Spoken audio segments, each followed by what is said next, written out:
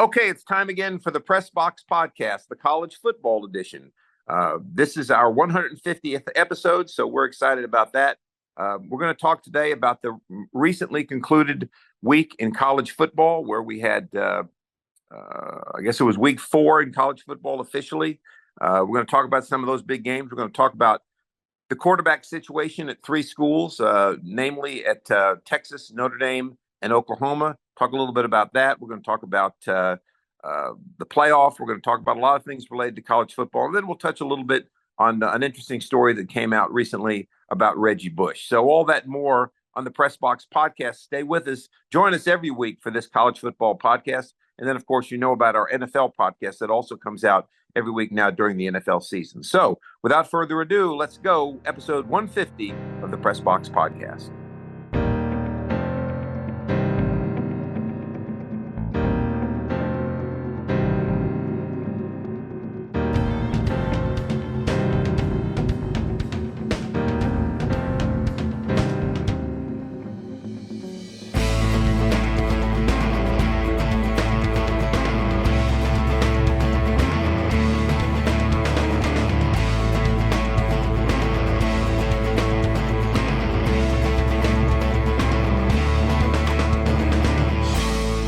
Okay, welcome back to the Press Box Podcast. I'm your co-host, Ralph Miranda, joined by our producer, Nathan Miranda. Today is our 150th episode of the Press Box Podcast, so that's a bit of a milestone.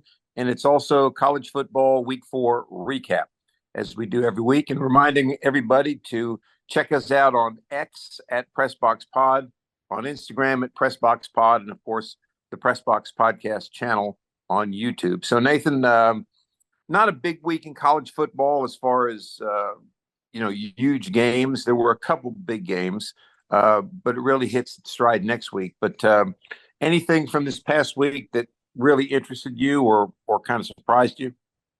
The 3 games that interested me were the Michigan and USC game, Notre Dame and Miami over Ohio, and then the UT Oklahoma game.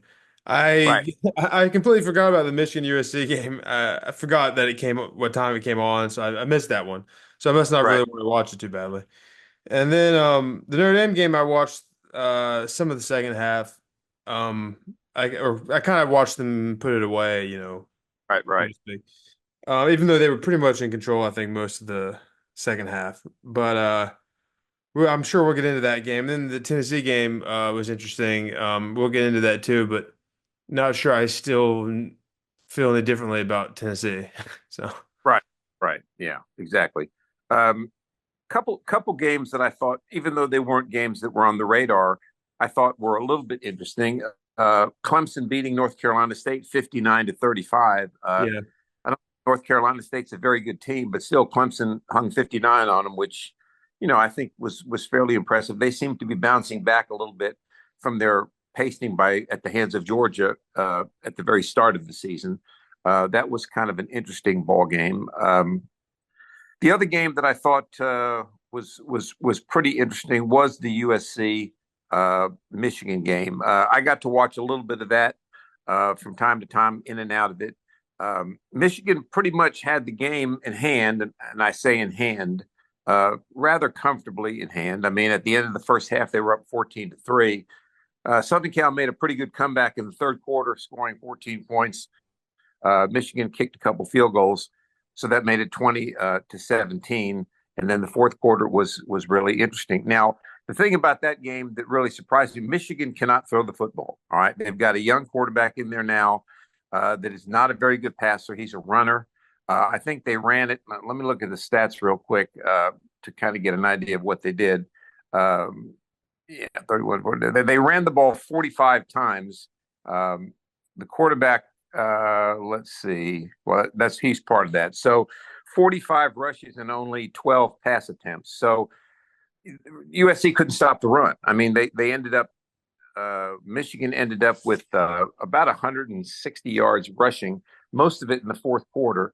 Their running back Mullings, who was a converted linebacker, by the way, which was interesting, was a pretty powerful runner. And that last drive, he broke off a really big run to get the ball down close to the goal line when Michigan was down 24-20. And then they ended up running it in with about a few seconds left. The interesting thing about that is, last year USC their downfall was their defense. I mean, Caleb Williams didn't have as good a year as he did in 2022 when he won the Heisman, but their defense was really poor. Their defense kind of showed up a little bit in this game, in the mid part of the game, but then in the fourth quarter they went right back to where they were before. They couldn't stop anything. So, again, USC beat LSU in that kickoff. I want to say kickoff classic in Las Vegas, but I'm not sure that USC really is that great of a team yet. I mean, they haven't proved it to me. Well, they yeah. Yeah, I mean, I don't know if I would say LSU and Michigan are much different as far as how strong they are. Would you agree with that? Probably similar, maybe. Yeah, I would agree with that. Yeah, so I don't know. Yeah, USC, I don't know. I still think they'll beat Notre Dame, but I don't know. We'll see. Well, they have to play. They'll probably I don't know. They should be undefeated going into the last game of the year against Notre Dame because they have to play Wisconsin, Minnesota. How good's Penn State this year? Penn State is. Let me take a look at that I real don't quick. think they're ranked. Anyways, I'll continue. Wisconsin, Minnesota, Penn State, Maryland, Rutgers, Washington, Nebraska, UCLA. Yeah, Like, I don't see. I mean, I think Penn, they're tough. I think their toughest games they've already played, LSU and Michigan, probably. yeah, Penn State is ranked number 9 right now, but again, we don't know much about them. They've beaten West Virginia. They struggled to beat Bowling Green, but Texas A&M struggled to beat Bowling Green Saturday. So Bowling Green might be a fairly decent team, but still, they struggled to beat them, and then they pounded Kent State, and then that was it. So they played 3 games. Well, What? Washington's 3-1. Maybe they would be a little tougher of an opponent. I don't know. Yeah, I don't know. And USC, to go back to what you said about Southern Cal, let's take a look at their schedule real quick. They lost to Michigan. They beat Utah State and LSU. Now they play Wisconsin and Minnesota, as you said. Penn State at home, which gives them a little bit of an advantage.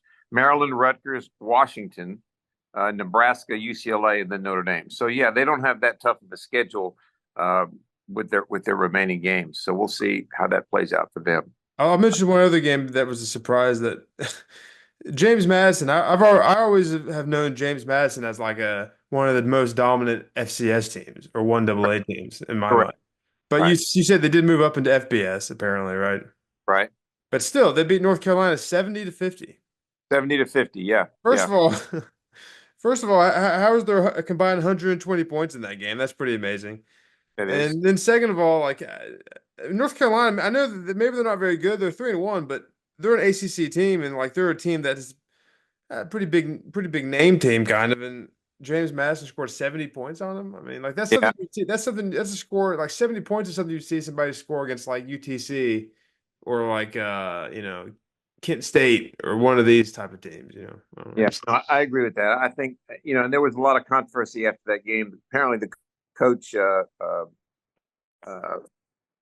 after the game, it was rumored that he told his team he was going to resign, but then he said he didn't say that.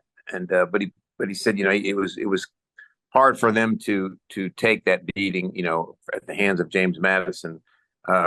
They're in the Sun Belt Conference, James Madison. They are now an FBS team, but still, I mean, you should never let James Madison hang 70 points on you. I mean, it just doesn't seem to. At home to Yeah, at home, exactly. So, you're right. That was a surprise just from the way that it ended up.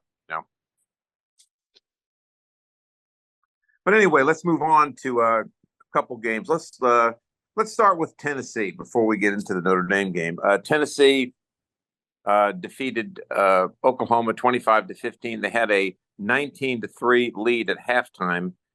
Kicked 2 field goals in the second half. Oklahoma made it a little more interesting in the fourth quarter with a couple scores in the fourth quarter. Actually, a couple touchdowns, and then they missed a missed the extra point, missed a 2-point conversion on the last one. A couple of things about that game. Tennessee obviously has got a very good football team.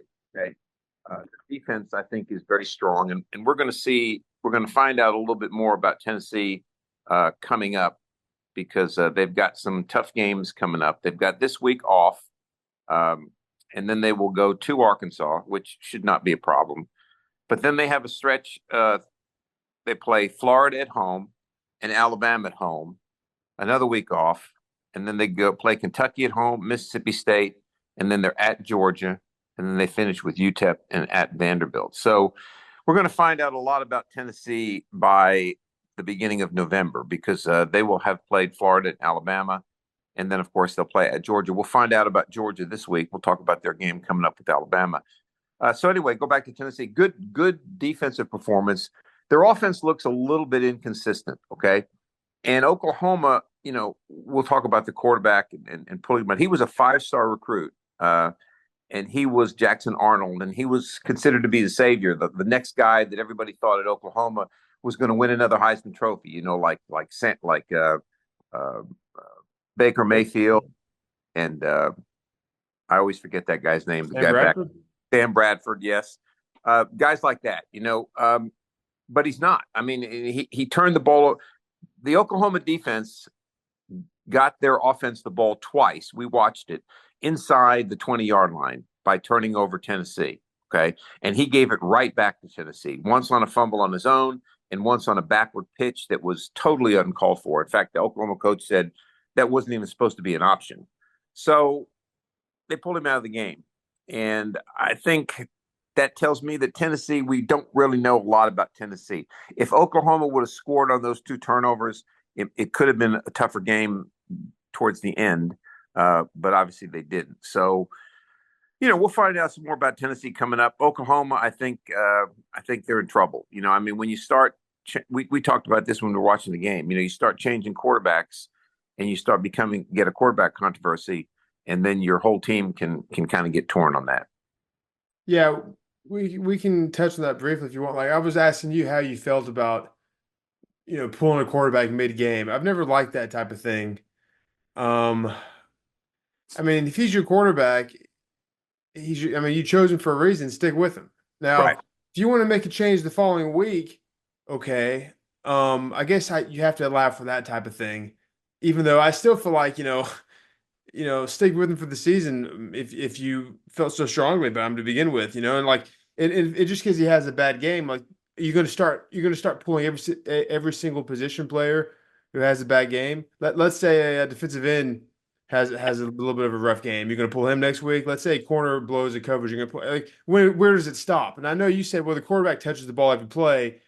He would be the guy you need to change if things aren't working. You know what I mean? But a center touches the ball every play. I know he doesn't touch it as importantly, I guess, as the quarterback, but I don't know how you feel about that. Yeah, I've got mixed emotions about it. Again, going into camp, like you said, you pick a quarterback. You think he's the guy that's going to lead you. Okay, now if the guy that he beat out is nipping on his heels, I think you need to tell both of those guys, look, this quarterback position is still open. We're going to start you, but it's still an open competition. We're going to see who plays the best. I don't know what they told these quarterbacks at Oklahoma, okay? But the guy they put in was a freshman, so I would think that the other guy probably had a little bit of an advantage. When you start to pull, like you said, when you pull a quarterback, okay, and another guy comes in, all right, and he seems to do a little bit better, is that a function of the fact that, he's playing more loose and he's the backup and he's doesn't have to worry about anything? And then what do you do next week? Do you go back to the starter? If you have I've always felt like if you've got 2 quarterbacks, you've got none, So Yeah. if you start pulling the guy every time he makes a mistake, he's going to start looking over his shoulder. Right. Then your team doesn't really know who to get behind. You know what I mean? Yeah, it causes problems in the team too, in the locker room. It's just a big mess when you have that type of stuff going on. Correct. I think I told you this when we were watching the game. I can tell you from experience, when I was a freshman at Notre Dame, our starting quarterback was Rick Slager.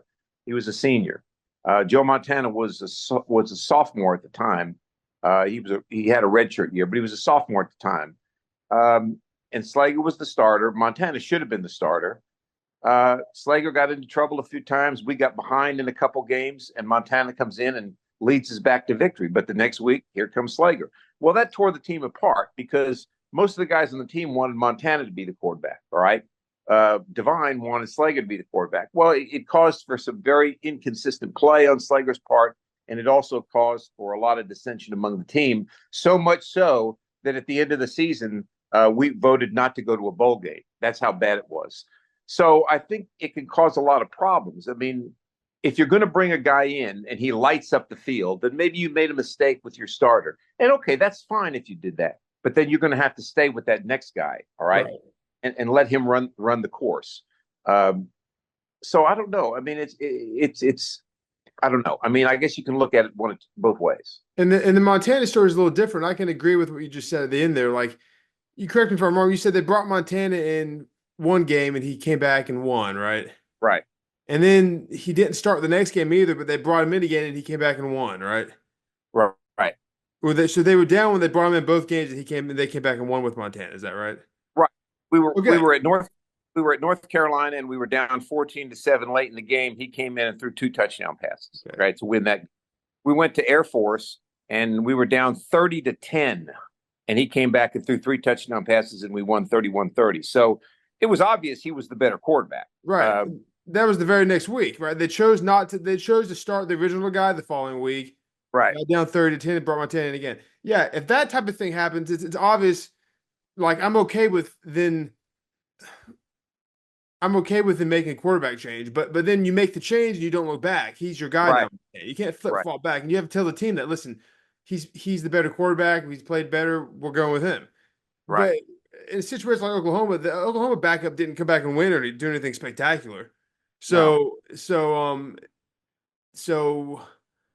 like, So what do you, right. what do you do? It's just, I guess you could say, well, you have to give him the opportunity to do that, right? They put Montana in and gave him the opportunity, and he did it. They had to give this Oklahoma guy the opportunity, maybe. Well, okay.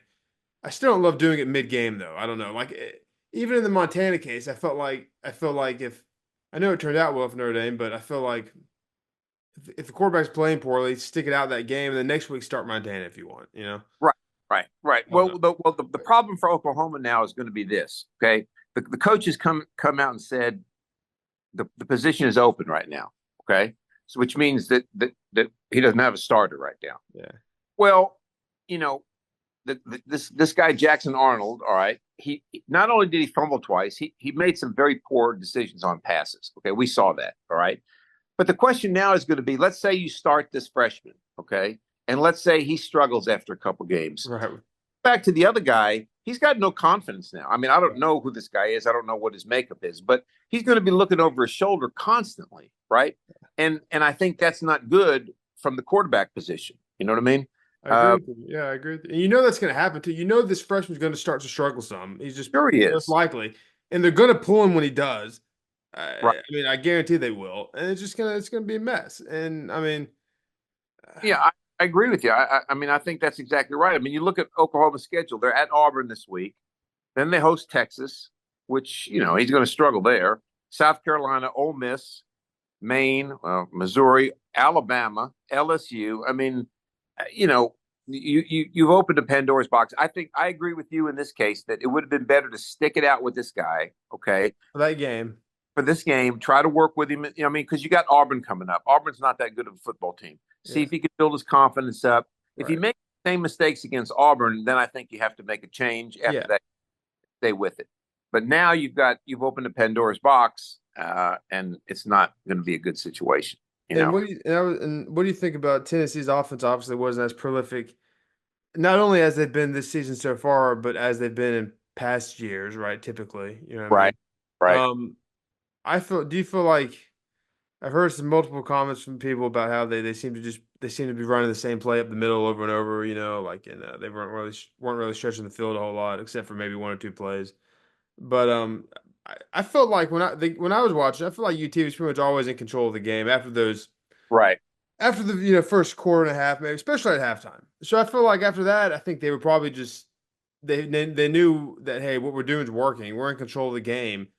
Let's just run the ball. Let's get after it with the win. Why try to start throwing it around and what's the old saying that when you throw the ball, one of two things can happen, or one of three things can happen, and two of them are bad. Right, right, right, right. So that was my take. I don't know if it's so much Oklahoma shut them down or like, oh, maybe UT's not as prolific of an offense as we thought. I think it's more just like maybe their game plan going in was more of a running game plan. I don't know, because this was a big road test for their young quarterbacks. Maybe they feel like let's see how we do running the ball initially. Let's see if we can get him some confidence, and that was working and they stuck with it. Right. Or maybe you could say no, maybe they need to go back to the drawing board a little bit. Maybe they're not going to be able to put up these kind of points when they play better teams. But I tend to think it's the former. I agree with you 100%. I mean, let's face it, you've played, I'm sure you've played in games where on your defense you knew you had the other team controlled, right? I Yeah, mean, yeah, they might break away, they might make a couple plays, but pretty much you knew you had their number, you knew what they were going to do, you knew you had them controlled, right? Well, that tells your offensive guys, look, your offensive coaches, look, we got this game under control. Let's be more conservative. We know we're going to win. We're pretty sure we're going to win. Let's, try some things here and there. Let's not show our hand completely. Okay. And I think I agree with you. I think that's what it was in the Tennessee game. I think they knew pretty much that they had the game. And I think if they had to turn it on, they could have. I agree Um, with that. They could turn off if they had to, and I think they probably would have looked pretty good doing it. right, right, right. But do you think it was more from a standpoint of, hey, we feel like we can win, no reason to create the possibility of turnovers and things, or do you think it was more didn't want to show their hand for the hard games coming up? They didn't want to they wanted to not show their whole playbook for the better teams coming up. Which one do you think, or a combination of both? I think it's a combination of both. I mean, I think it's a cover. I mean, let's face it. This was their first game on the road, not counting the North Carolina State game, which was played in Charlotte. But this is the first game on the road in a hostile environment, right? So I think they just wanted to come away with the win, and they did. And then you throw into the fact that you had the former Oklahoma player as now Tennessee's coach. So I think it was just, hey, let's get a win here, okay? Let's not take any chances of an interception or getting our quarterback hurt or anything like that. And not ask the quarterback to do too much in that type of environment. I mean Correct. that type of Correct. pressure environment. Now let's look at a couple other situations with quarterbacks. Let's look at Texas. Okay, Texas. No, that's not what I want. Let's see. Yeah. So Texas beat Louisiana Monroe 51-3, which is not in and of itself surprising. Arch Manning was 15 of 29, 258 yards, 2 touchdowns, 2 interceptions as well. So Arch Manning has had 2 pretty good games. Okay, granted, probably not against what you would call, really tough opponents. They beat. Let's take a look here. They UT beat. San Antonio was the last. Yeah, University of Texas at San Antonio. So now you got this Quinn Ewers guy who was hurt. I mean, when he comes back, he's got to be the starter, right? Yeah, I think so. I think so because first of all, we've talked about this too, and I kind of agree with you on you shouldn't lose your job to an injury. You know what I mean? Right. So I agree I with you agree. there. And then unless it's some extreme case or something, but this is not that.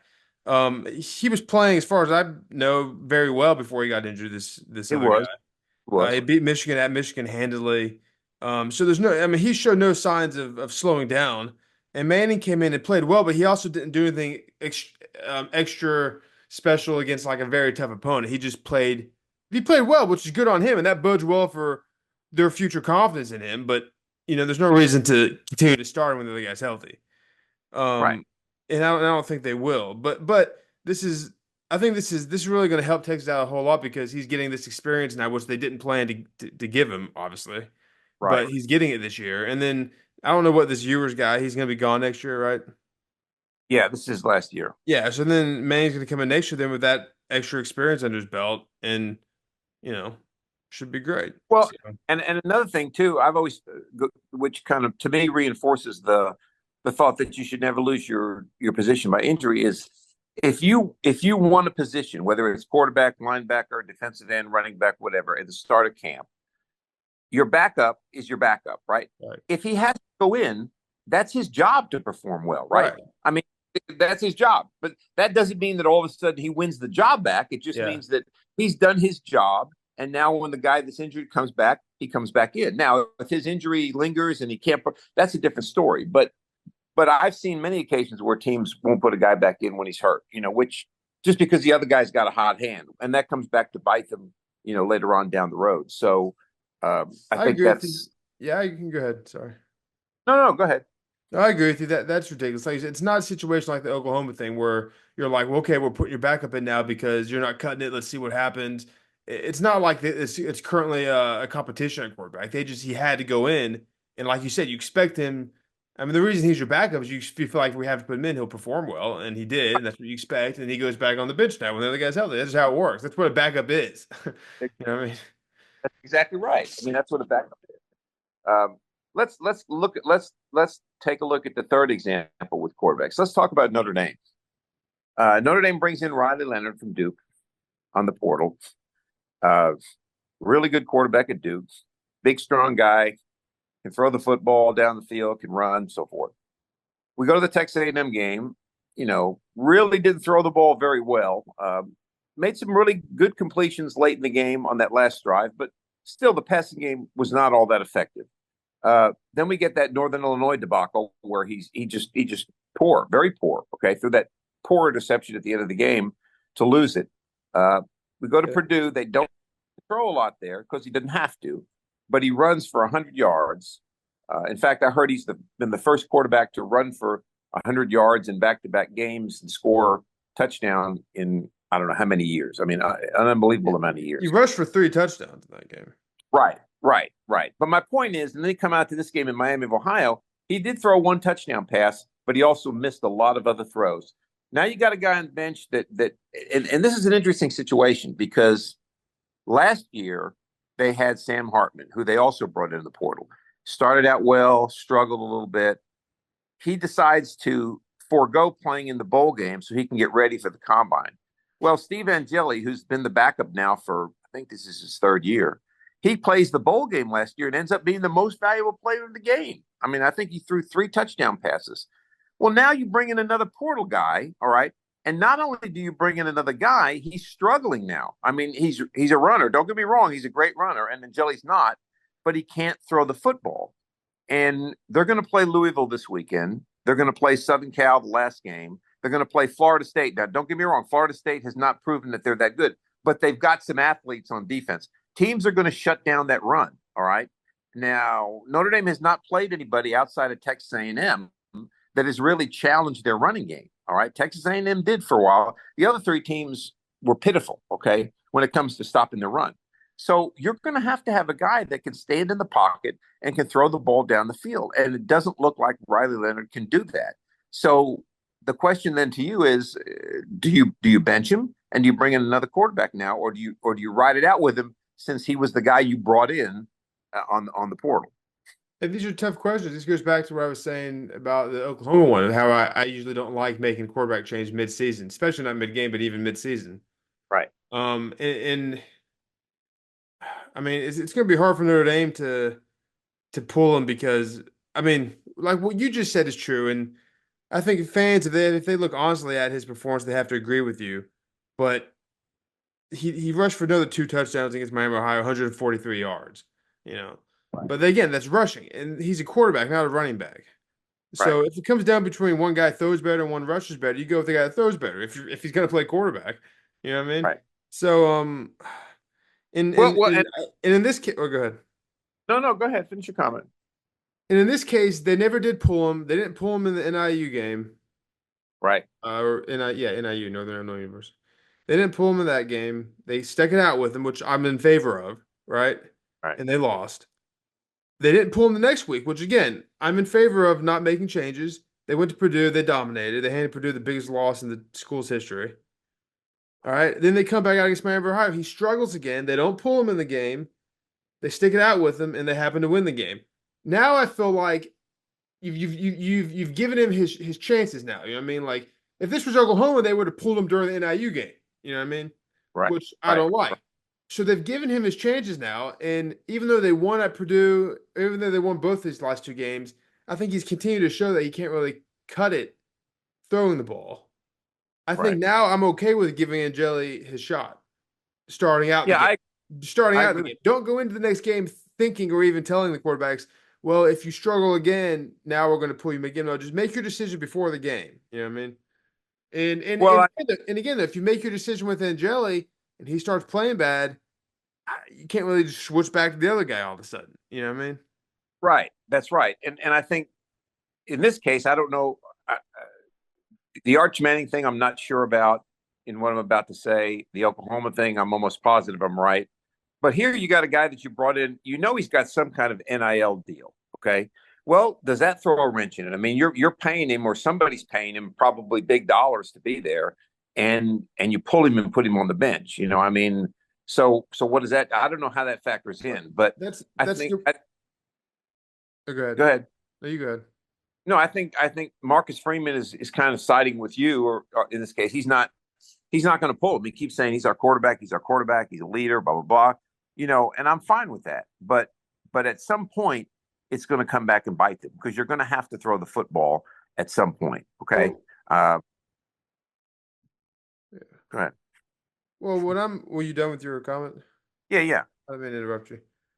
No, But no, well, what I'm saying is I'm okay with making the change now because I would hope that after the Northern Illinois game, when he started to make poor decisions with the ball, make bad throws and all that stuff, I would hope they worked with him the last couple weeks and tried to, see if he can improve in those areas. And maybe we're in his era about you're going to have to improve in these areas, right? If we're going to win. And I would hope they were hammering these things home. And it looks like you've watched more of the last two games than I have, but it sounds like he hasn't. He's just been running the ball well. right. So yeah, I would say go ahead and make the change if you want to, but be prepared to stick with Angeli is the thing. If you don't have the guts to stick with Angeli, then don't change. I would say.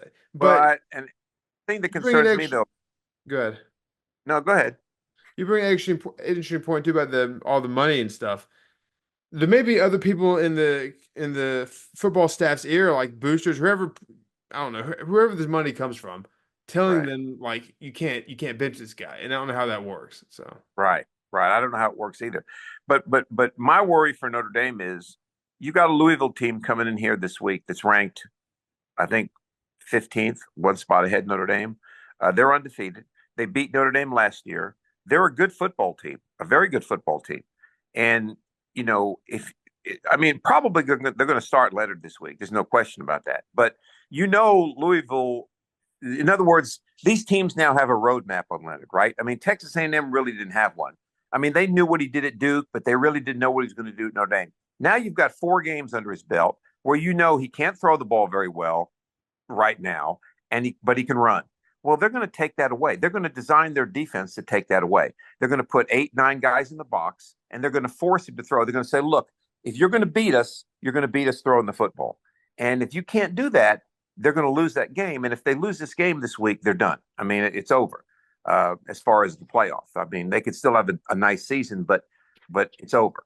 So you're in a very tough situation here. And I think, and then if he loses this game and plays poorly, you go ahead and make the change. It's not going to matter because, now you've blown your season. So this is a tough situation for Notre Dame. And I'm not really sure how they're going to handle it and how it's going to affect them. So we'll see. well, what would you do? I say go ahead and put Angeli in for all the reasons you said.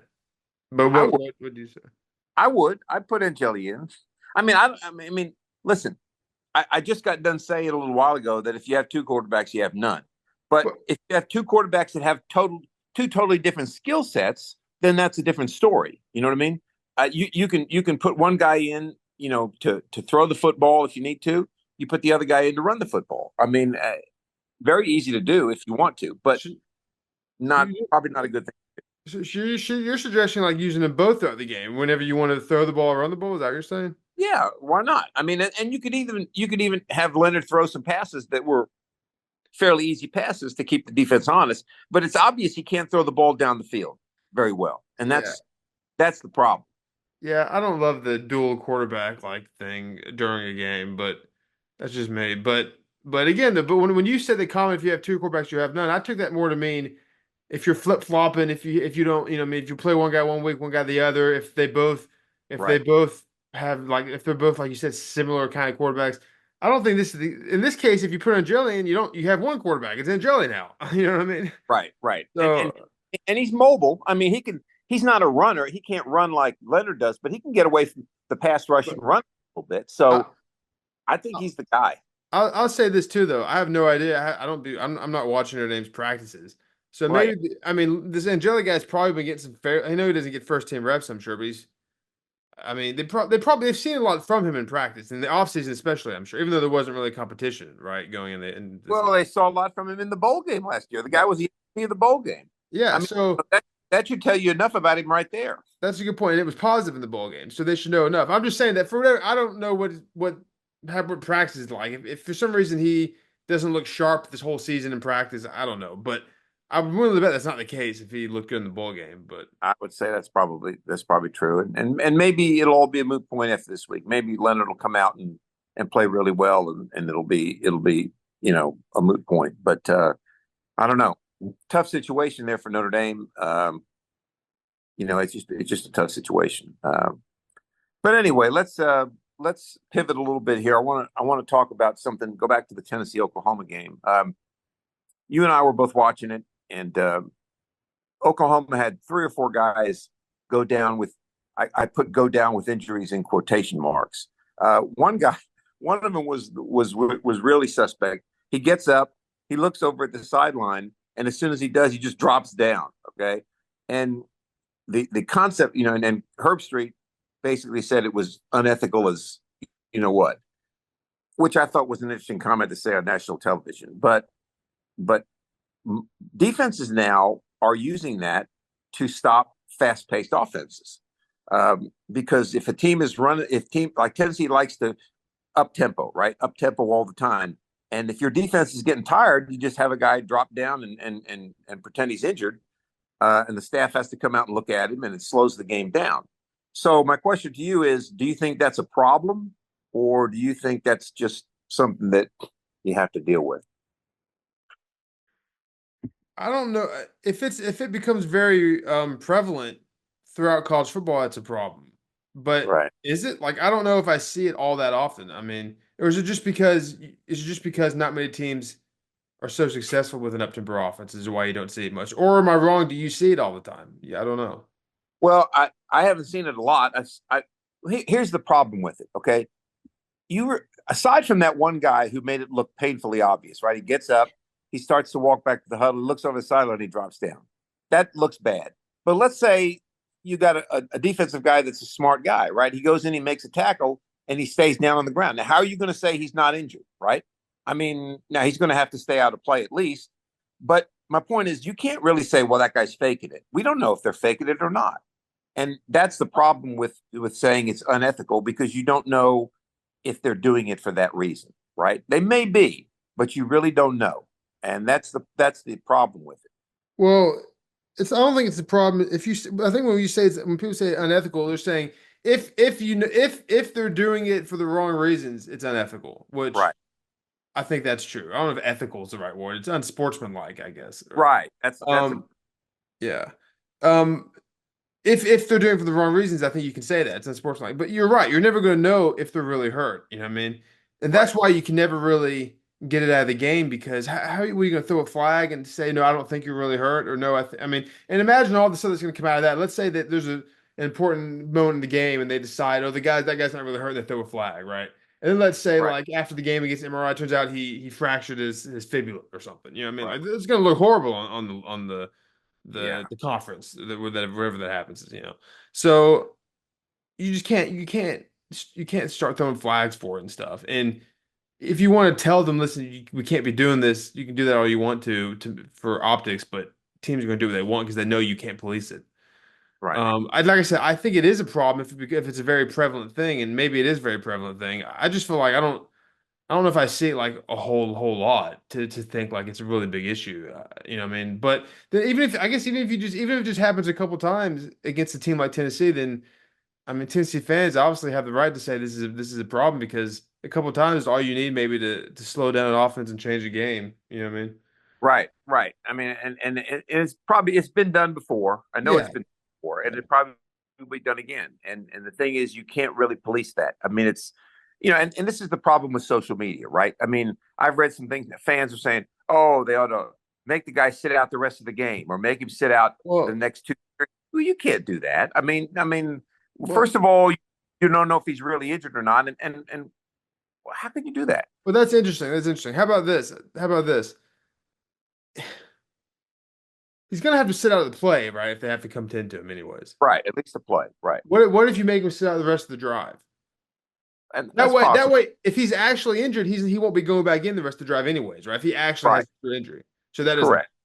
And if he's Correct. faking it, then you lose him for the drive. They may be willing to give him up for a play, but for a drive. But then again, especially in college football, there's going to be one guy on the team that's how do I put it? Like there's going to be some guy on the defense probably who's vastly inferior to the rest of the defense. Like Yeah, in other I words, know. not everybody's going to be a professional football player. You know what I'm saying? On that, Right. they're all going to be Right. draft picks. So maybe Right. you put, so maybe, or even worse, or even better yet, in their case, maybe you put in some sub at safety and tell him to go down Right. with a bad injury. And then if he sits out Right. the drive, who cares, right? He's not your starter anyways. So Right. there's Right. ways to get around that. You just can't. I've yet to hear a really good way to police that. So you just deal with There's it and suck yeah. it up. There's no way to. You just got to deal with it. That's And if you exactly don't, right. and if you don't like it, then if you, I mean, I'm not in favor of this, but if you have a really big problem with this, do it yourself to teams, right? No one's going Right. to stop you. Now, that doesn't matter if you're playing. If you're UT and you're playing a team who's not up tempo, you can do it all you want. It's not going to doesn't really have its effect. Whereas they can do it to you Right. and have a great effect. I get that, but you just can't. You just can't complain about it because what are you going to do? I agree. I agree. I agree. Okay, let's let's move on. Let's take a look at the top 25 real quickly. Not much movement. Texas number one, still Georgia two, Ohio State three, Alabama four, Tennessee five. Six is Ole Miss, then Miami seven, Miami, Florida, Oregon eight, Penn State nine, Utah 10, Missouri 11, Michigan 12, USC 13, LSU 14, Louisville 15, Notre Dame 16, and then down Clemson, Iowa State, Illinois, Oklahoma State. Oklahoma dropped 21, BYU, Kansas State, Texas A&M, and Boise State. So that's your top 25 going into this week. Now, this week we have some pretty good matchups coming up. We have Notre Dame, Louisville. We talked about that. Miami, Florida will host Virginia Tech on Friday night. We have Oklahoma State and Kansas State, both top 20 teams. Ole Miss will host Kentucky. Baylor hosts or BYU, who's 22nd. Michigan hosts Minnesota. Texas A&M will host Arkansas. Auburn will host Oklahoma. USC plays Wisconsin at home. Texas hosts Mississippi State. Ohio State is at Michigan State. That's always a big game, always a big rivalry. Um, let's see if we look. Penn State will play Illinois. Illinois is ranked 19th. Not sure how good they are, but that's a game to watch. But the game this week is Georgia at Alabama. Number two, Georgia at number four, Alabama. Uh, that's going to be the game that will really shake up college football in a lot of ways because Georgia has been the dominant dog, for no pun intended, for the last 3 years, and this is a game where if whoever wins this game is going to, whoever loses this game is probably going to drop, not significantly, but it's going to really take the luster off their program. Um, you got a lot of storylines, right? Georgia struggled with Kentucky a couple weeks ago. Does that mean that there are problems on the horizon? Alabama has a new coach, which is always a challenge. Even though they still got the athletes, they've got a new coach. And if you look at their schedule, they really haven't beaten anybody. Western Kentucky, South Florida, Wisconsin. So this is their first test under this new coach as well. So that's probably the game of the week. I don't see any others on there that really would tell me that they're going to be huge, huge games. There'll be some good ones, but that's really the game of the week. So, what are your thoughts on some of these games? The Ohio State, Michigan State, like you said, it seems like a big rivalry, so that should be a tough game. Michigan State should you should play a little better against Ohio State because of the history and stuff. Right, Um, but yeah, the Georgia, the Notre Dame Louisville will be fun to watch. right, right. Michigan, Minnesota, I don't know about that. Yeah, Georgia and Alabama is the game if you're going to watch one game, obviously, and it's. I mean, I expect Georgia to win. By I don't know if I don't know if I put it. I would expect them to win by two scores, kind of. Okay. Georgia right now is favored by 1.5 points. Uh, Really, they're so on the road though. they're on the road, right? That means that they're actually favored by Four four and and a a half. half. Alabama Right. gets the field goal for being at home, right? I just feel like I don't know how. Well, I mean, neither team's been tested yet, all that stuff. I don't know. I feel like I want to see Alabama prove it without saving before I start giving them Right, the favorite status. right, exactly. I agree with that 100%.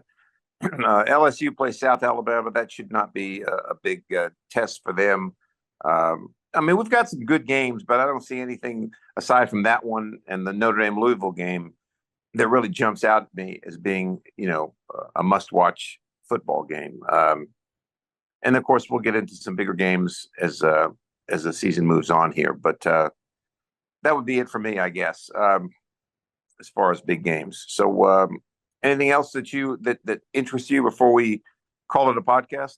No, I think we've covered it. Yeah, I think we have. But anyway, college football has kicked into high gear. We're going into week 5 this week. We should see some movement in the standings. Texas is going to have some big games coming up. Georgia and Alabama, obviously somebody's going to lose that game. Tennessee's got a couple big ones coming up, 3 of them, as a matter of fact, over the next month and a half. Ole Miss has some games coming up. So I think we're going to see some movement in the standings. And I really think, for Notre Dame, they're going to have to start dominating because, we said, well, if they win out, they'll probably be in the playoff. But, when you look at these teams here, like take Alabama, Georgia, 2 versus 4. Well, unless one of them gets blown out, the loser's not going to drop that much. Okay. They're still going to be in the top 10. Tennessee, same thing. I mean, if they happen to lose to Georgia, there's not going to be much drop. So Notre Dame is going to have to start winning and winning big. And I think their game with USC at the end of the year is looming as larger and larger for them as to whether they could make it. Well, but I'll say there's no doubt in my mind. As long as they went out, they're in. It doesn't matter where they're ranked right now. I would agree with that. I would agree with that. But I just think that, you take a look at Michigan, for example. They're 3-1. Okay. They don't really have a tough schedule moving forward. I mean, I don't see any games on there. Maybe Washington might be a challenge. They play Oregon at home. And then, of course, they have to play Ohio State. So that'll be at Ohio State. But yeah, I agree with you. If they win out, they should make it. The problem is if they start struggling with some of these teams, there's not going to be much movement. And remember, and again, it's not the top 12 ranked teams. The committee's going to be making a decision on this stuff. So you have the same issue that you've had in the past with who gets in and who doesn't when it gets after you get those top 4 seeds set into place because they'll become champions. Real quick too, I was talking about this today with somebody. We just touch on real quick. I think UT could possibly lose 2 games depending on who they're to and how close they are and still get in. Oh yeah, I agree with that. I agree with that. I mean, they're ranked number 5 right now. Let's say they lose to Georgia, Close game. closely, right? I mean, they're not going to drop much further than 10th, and I think they're still a playoff team with 2 losses, no question. Yeah, and then especially if they get to I don't know how they're doing the SEC championship now. Is it just the 2 best records? 2 best records, right? Yeah, well, if they have to play in one of those and that's their second loss, definitely I think they'll be in. But like what they can't do is like if they get blown out in one of those games, I don't know how that's gonna how that's gonna be handled. If Georgia blows them out, and if they let's say they lose to Georgia, well then if they just have 1 loss, doesn't matter. But let's say they lose to Georgia and Alabama in close games. Right. And let's say late in the year they squeak out a win against a bad team. Right. Last taste in the voters' mouth is that they barely beat Vanderbilt or something. Right. That's not going to look too good. So I don't know, just interesting. Well, and I think if you have 2 losses, regardless of who you are, you start to be on that kind of a margin for error, right? Because now you've got other teams, right? I mean, so for example, let's say Louisville runs the table, all right, and has let's say Louisville beats Notre Dame and then loses 1 game. I mean, do you consider them? I mean, let's say if Tennessee loses those 2 games, but Alabama and Georgia only have 1 loss, I don't know. I guess what I'm saying is you put yourself in a little bit of a difficult situation because then your destiny is out of your control. You know what I mean? The more I think about it, I used to think at the start of the year, like, well, now there's 12 teams that we won't have any more controversy like we had last year with Florida State. But the more I think about it, there's going to be controversy. Oh, yeah, there's going to be controversy. There's no question. The only thing is you won't have any more of like leaving on undefeated teams, that type of thing. Correct. That's what this solved because now every conference champion will get in. Okay. And then you're undefeated. Anybody that's undefeated is going to get in. So that's where you're going to have more of a problem solved, if you will. Do you think if you keep adding teams, though, you keep reducing your chance of controversy? Do you think even if they had 32 teams, there's controversy? Yeah, I don't know. I think if they had 32 teams, there shouldn't be any controversy in college football. Yeah. But that's kind of going to be hard to do. They're going to have to drop a regular season game to do that, and they're probably not going to do that. Um, so we'll see. Another good week of college football, another good podcast, and we've enjoyed bringing it to you as we always do. Remember, at Pressbox Pod is our X handle. At Pressbox Pod is our Instagram handle, and then the Pressbox Podcast channel for on YouTube is also a Pressbox Podcast platform. So week 5 is coming up. We've talked about those games. We'll be back with you again next week to hash out week 5 and any other big events that have gone on in college football. I do want to mention one thing, Nathan. I know this doesn't really have a lot to do with the games, but I don't know if you saw or not that Reggie Bush is now suing USC, the Pac-12, and the NCAA seeking NIL compensation. All right. So he says he wants to recoup money made on his name, image, and likeness during his career with the Trojans. Says in a brief statement, the Heisman winner tailback representatives claimed, quote, he should be paid, quote, to address and rectify ongoing injustices stemming from the exploitation of his name, image, and likeness during his tenure as a USC football player. So you can see now where this NIL, so forth and so on, is starting to really, really go down the rabbit hole as to what's going to happen. So I thought that was interesting. I don't know why. Yeah, what are your quick takes on it? Well, my quick take on it is that Reggie Bush is smart. I mean, because they took his Heisman away. Now they've given it back to him, which they whether they should have or not is a different story. If they wouldn't have given it back to him, he probably wouldn't have a leg to stand on. But now he's going to say, "Hey, you took my Heisman Trophy away for nothing, all right? And I lacked, the ability. You've used my name, image, and likeness all along, and I want to be compensated for it." And that's where I think you're going to have problems. Okay, is now this is going to become something that you're going to see more and more from players like him. Yeah, I have a couple of thoughts. First off, how can you possibly put a number on what he's owed? Right. Second of all, like almost I mean, there's so many players then who, if he wins this, who could get money. Right. Right. Every single big name to fairly big name while they were in college player. Tebow is due a lot of money. Right. Uh, Right. Exactly. how does that work? I don't know. I mean, I don't know. it was like, is it going to be some type of suit brought where like a bunch of names are included and then they end up paying out a large sum and they split to all these names, or is it going to be each person's up to each person to bring their own suit? Uh, I don't know. It's yeah. Well, it's interesting because the NCAA continues to screw themselves, and the Heisman Trust too. It says here he forfeited his Heisman in 2010 after USC was hit with massive sanctions, partly related to his dealings with 2 aspiring sports marketers. The Heisman Trust restored the honor earlier this year and returned the trophy to Bush, citing fundamental changes in the structure of college athletics over the past 14 years. Well, you just invited a lawsuit there because you're saying now that because there's been changes, anything that happened in the past is irrelevant, which is not true, right? I mean, what happened in the past happened under a different set of circumstances. Right.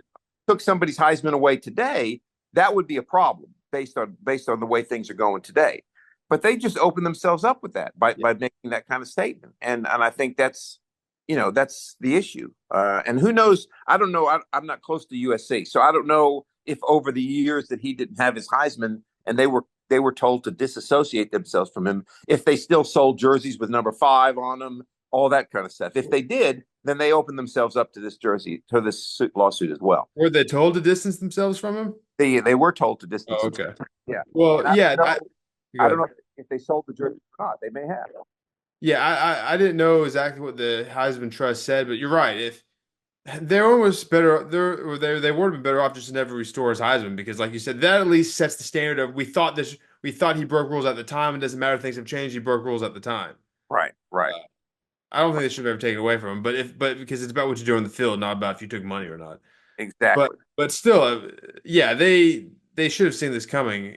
And if you think about it, how did the NCAA think for all these years they're going to be able to profit the way they did off guys, and it was never going to come back to bite them? Yeah, they had to know that. That's exactly right. I mean, you knew that was going to be a problem, and I think, I think if sub lawyer out there is smart enough, he could probably get a class action suit. He could get guys like Tebow and all these guys that were big names back in the day when they weren't allowed to make any money, and say, look, you've used these guys' image and likeness for years, okay? And now these guys are not able to reap any benefits from it because they're not playing anymore. So let's go back and recoup some of that. I mean, I'm not saying that that's going to stick, but I'm saying this is going to it's going to open a Pandora's box, I think, of lawsuits, and I think it's unfortunate. I really do. Even if you were like just a really good player like for Nebraska and in like 1997, but like you and I might not know his name. I'm sure the school profit off that guy some too. You know what I mean? So like everybody's probably do some money to some Right. extent. Well, But and like his lawyer said, uh, this case is not just about seeking justice for Reggie Bush. It's about setting a precedent for the fair treatment of all college athletes. Our goal is to rectify this injustice and pave the way for a system where athletes are rightfully recognized, compensated, and treated fairly for their contributions. So, I don't know. It's going to be interesting nonetheless. Anyway, that wraps it up for this week on the Press Box Podcast. Hope you enjoyed it. Episode 150, landmark episode for us in the books. Make sure you stay with us. We'll have our NFL podcast coming up again later this week. And we look forward to joining you again next week on the Press Box Podcast.